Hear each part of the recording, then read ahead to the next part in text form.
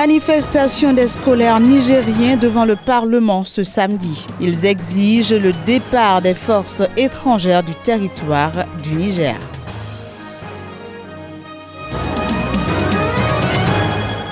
Même registre au Mali, associations et mouvements de jeunes ont manifesté contre l'ingérence de la France dans les affaires internes ce samedi.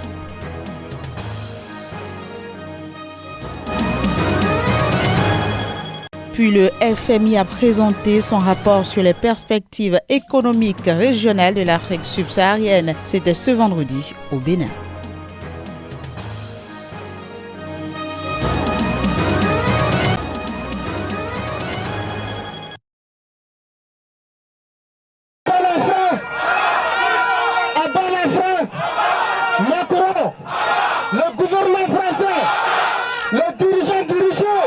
C'est un meeting des associations et mouvements de jeunes de tous bords politiques dénonçant l'ingérence de la France dans les affaires internes du Mali. La France est mise sur le banc des accusés par une jeunesse qui dit ne plus vouloir d'elle sur son territoire. Tout est visible. Actuellement, il y a plus de 20 000 soldats étrangers au Mali pour un seul problème, pour un seul pays. Et le problème n'est pas encore résolu. Il y a toutes sortes d'avions militaires au Mali, toutes sortes d'armements. L'ennemi est connu, mais l'ennemi n'est pas neutralisé. Qu'est-ce qu'on peut dire ? Il n'y a pas de secret, tout est visible. Nous demandons seulement à la France de plier ses bagages et de rentrer. Nos soldats maliens ont la solution, la population malienne a la solution. L'acte 1 a été posé l'autre jour par une conférence de presse. L'acte 2, c'est le meeting. L'acte 3, ça ne serait pas une surprise. Pour chaque soldat malien tombé, nous allons brûler une station totale. Selon ces jeunes maliens, le terrorisme est un prétexte inventé par la France pour justifier sa présence au Mali. Quand la France venait, c'était pour lutter contre Ansardine. Ansardine, c'est HCA qui est une composante de la SEMA aujourd'hui. Al-Gabas Aguintala est leader de Ansardine avec ses troupes qui composent la SEMA. Donc ça veut dire que les mêmes terroristes pour lesquels la France est sur notre territoire se trouveraient casés avec un autre nom HCA et qui a été négocié à Alger sous la pression de la France avec nos autorités, signé un accord et la même France, à travers son ministre Jean-Yves Le Drian, avait dit qu'il y a une connexion entre les terroristes et la SEMA à travers le HCA. Donc vous voyez que c'est la France qui prend les terroristes, il leur attribue un autre nom, une autre Europe, pour aller négocier avec nos autorités et signer un accord qui ne peut pas être appliqué. Donc ça, c'est un jeu que l'opinion nationale et internationale doit comprendre et nous devons dénoncer pour que même le peuple français comprenne ce que son gouvernement est en train de faire. Ce n'est pas la première fois que ces associations et mouvements de jeunes manifestent contre la présence française au Mali. Ils disent continuer leur lutte jusqu'au retrait total de la France du Mali.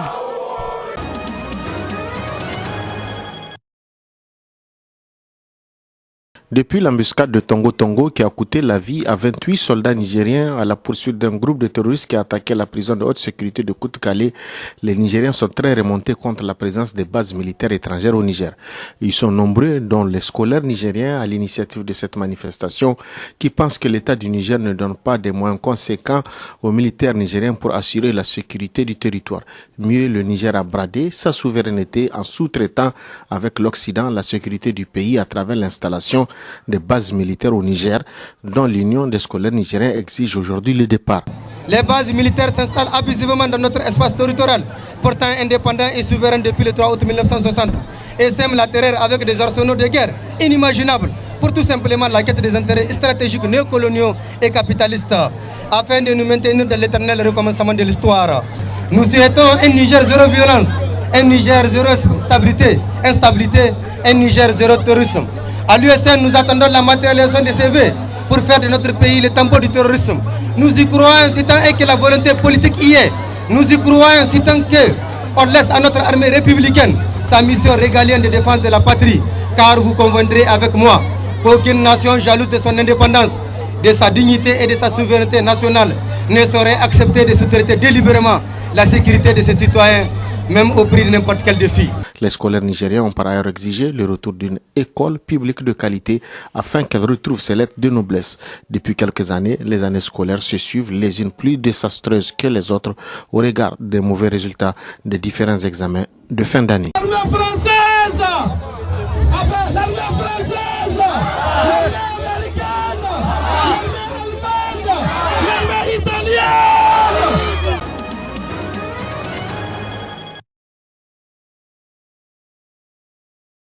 Lancé au mois d'avril dernier, le premier rapport 2019 du Fonds monétaire international sur les perspectives économiques régionales de l'Afrique subsaharienne a été présenté vendredi à Cotonou. Publié 2 fois par an au mois d'avril et d'octobre, ce rapport se présente comme un document de référence du Fonds monétaire international sur l'Afrique qui rend compte de l'évolution et des perspectives économiques de la région subsaharienne.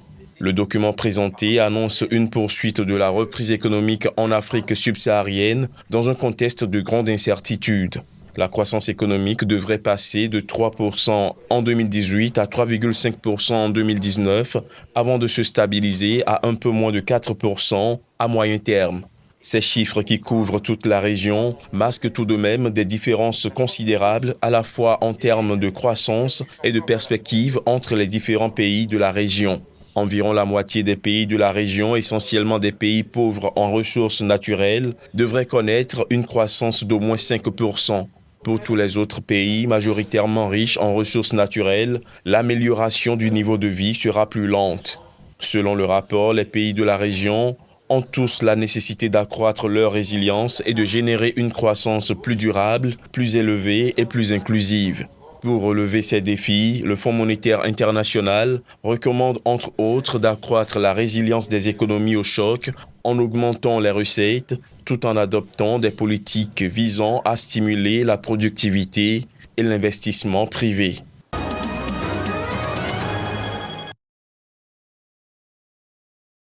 La mort du nouveau-né continue de susciter la colère et l'indignation auprès des populations de la ville de Mouyouka, région du sud-ouest Cameroun. En entendant de voix claires sur ces drames, les responsables d'associations de droits de l'homme s'indignent. Je suis vraiment perplexe et je suis en colère quand le ministre de la Communication appelle une fillette. Ce n'est pas une fillette, c'est un bébé de 4 mois qui a été assassiné froidement. Parce que ça fait suite à l'autre incident grave où on a été fusillé les enfants sur le dos de leur maman et où l'État a tout de suite dit non, ce n'est pas notre armée, elle est républicaine, elle est. Pour rappel, le nourrisson âgé de 4 mois avait été assassiné le 20 mai dernier au domicile de ses parents à Mouyouka, l'un des épicentres du conflit armé qui sévit dans les régions anglophones. Ce jour, j'ai fini de laver mon bébé et le déposer sur le canapé. Je suis allé derrière la maison. J'ai entendu les gens dire que les hommes en tenue sont chez nous. Je me suis mis à courir chez mes voisins. Au retour, j'ai trouvé mon bébé mort et criblé de balles. En matinée, j'ai vu des hommes en tenue dans un convoi en allant vers Kumba. Ces hommes en tenue de retour ont commencé à tirer sur nos maisons. Après, un des hommes en tenue est allé casser la porte de ma maison. Criblé de 12 balles, mon bébé couché sur le canapé. Voilà ces cartouches. En attendant l'ouverture d'un dialogue inclusif tant attendu et des enquêtes sur la mort du nouveau-né, les populations de ces 2 régions anglophones continuent de vivre dans la peur.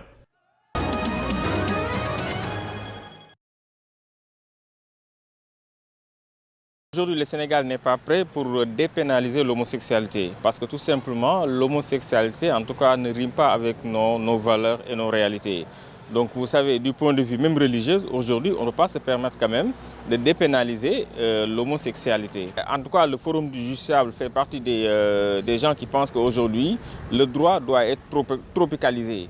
Parce que, bon, c'est vrai que nous avons signé des instruments internationaux, des conventions internationales, mais aujourd'hui, nous sommes des Africains nous avons nos réalités. Maintenant, il faut adapter le droit par rapport au vécu quotidien des populations.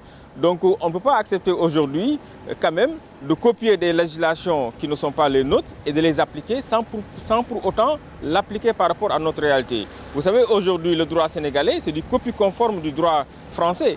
Mais c'est bien beau de copier, mais quand vous copiez, il faut essayer de l'adapter, de le tropicaliser par rapport à notre réalité.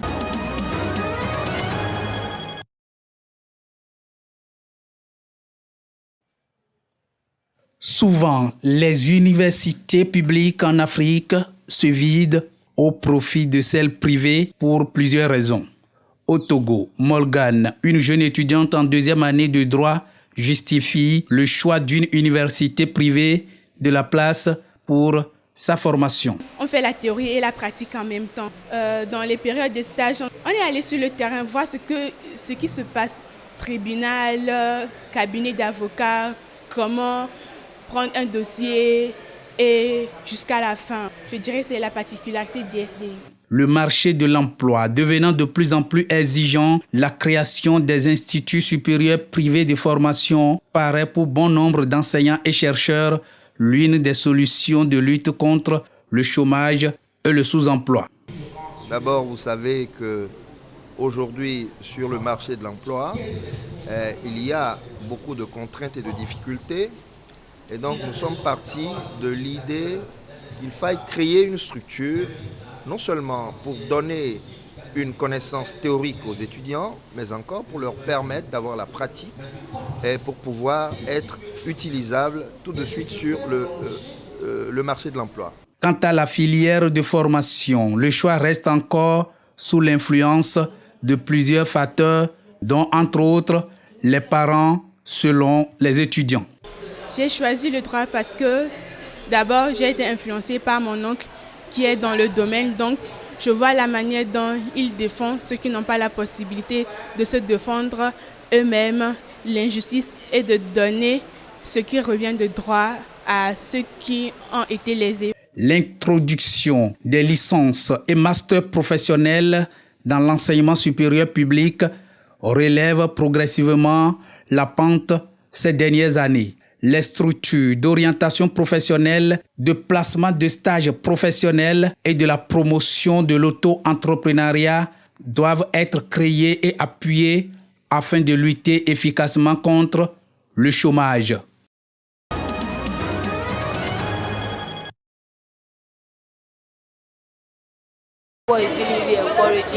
Cette forte détermination et la persévérance en nous joueuses nous ont donné la victoire. J'exhorte le gouvernement et l'organisation à contribuer au développement du football féminin. Nous n'avons pas moins de 22 joueuses pouvant représenter l'État à n'importe quel tournoi. Je pense que les entreprises devraient aider le gouvernement à impliquer les filles de manière significative dans tous les sports, pas seulement dans le football.